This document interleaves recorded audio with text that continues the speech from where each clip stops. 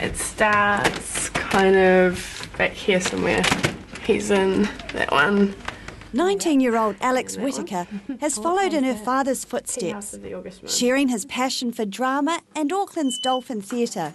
Next year, she's going to study the arts full-time, a dream that just a few weeks ago seemed impossible. He's up there as well. Oh, looking very dapper there. Every time I walk into a theatre, particularly Dolphin Theatre, like there's all these photos of him all over the wall. There's this massive legacy left behind by him, and even other theatres I walk into and sometimes people are like, where do I know that name from? Whittaker. I'm like, John Whittaker? Could have been a stage manager, director, actor, fly floor, maybe, that one, yeah, no, we worked with him on this show, and every time I get stories, they had to dye his hair black for that one. I love going and seeing her involved in the theatre is great. Just the love that I had for the theatre, and I have lost that a little bit because now I'm not involved. John Whittaker has been in a funding wrangle with ACC and the Ministry of Health for the past year. Yeah, that was the first one in the Sunday Star Times. Yeah. Neither party was prepared to carry on funding his carer support, and Alix was going to have to pick up the slack. Incredibly frustrating. It's been a really big wake-up call for me as well, to realise just how much stuff you have to go through how hard it is to actually try and get someone to help you. And I mean, there are all of these little things, all of these little organisations, ministries, blah blah blah, all of these little people set up everywhere to help you, and none of them will. Maybe that's a little bit unfair, but that's how it's felt. It's just like you have to hound everyone to get any kind of response out of them. Their personal drama began 9 years ago when John collapsed in a diabetic coma. Aside from the diabetes, there'd been medical misadventure, a botched tracheotomy. John lost his voice. His health deteriorated to a point where he was on dialysis 3 times a week. His world had shrunk to a chair in front of the TV. He was dependent on caregivers for his daily needs.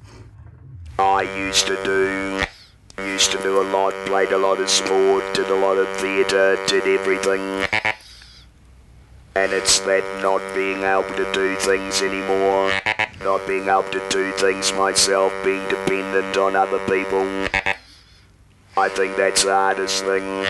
Do you want to roll, Papa? Yes, please. Sweet. Health Minister Tony Ryle has now cut through the red tape, and John's been guaranteed the carer hours he needs, freeing Alix to live her life as her father would want. That's okay. Alix was just 11 years old when she found John had collapsed in a diabetic coma. Thunk. I woke up with another startle. There he was, on the floor again. I jumped out of bed and ran over to his side. I picked him up and got him back into bed. I asked him what was wrong, and he told me he was fine. I asked him why he kept on falling out of bed, and he told me to stop being so stupid. I freaked out. This wasn't my dad. Something terrible was happening. I could feel it in my bones. The harrowing story forms the first chapter of the book Alix is writing about her father. Do you remember any of it? No, I got no memory of that at all. I was out doing it. Even though Alix and John's situation has been resolved through government intervention, Alix is battling on to change the legislation that still affects others. Because it's not just my father who's affected by this piece of legislation. There are a whole number of people in New Zealand who are. And it's not a huge group of people, but it's big enough that someone needs to care about it, and obviously no one is. It leaves me dumbfounded the whole time, just the amount of time and effort she spends on it. And the sort of sacrifices she makes to go through it makes me feel awfully sort of guilty in a way. But I love her more and more for it every day. John's always been the central character in Alix's life. It's been just the two of them for 15 years now. He's my dad. He's taught me everything I know, and I owe it to him that I am the person that I am today. I always say to people, he's my hero, and if I can turn out to be anything like him when I'm an adult, then that'd be awesome. John was always an active solo dad, working and heavily involved in Auckland's amateur theatre scene. Dad, your clothes are ready. I mean, she's been going to the theatre since before she was born. Her mum was pregnant with her in the theatre, carried around during her pregnancy. And then almost from the moment she was delivered, she was back in the theatre again with me or her mum, sort of doing shows, watching shows, being around theatre. So it's in her blood.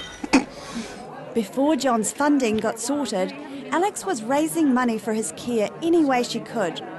Like this event at the Dolphin Theatre. Yeah, behave yourself. Yes, thank you. Good. Well, tonight's all about giving to John. Alix wrote the sweetest letter to the committee about us this evening, us giving them the seats to sell, and everybody had a little tear in the eye because she showed so much love and care for her dad and so much love for the Dolphin too. We need to write a show with a man with a tracheotomy in it and perform it here. Right, I can't do it tonight, but I'll get on to it. It's a great turnout. The fundraiser's been a huge success. In fact, it's completely sold out. Luckily, I've reserved my ticket. Now their situation's been resolved, the money raised will be donated to Diabetes New Zealand or returned to the donors. And Alix can look forward to pursuing her own dreams.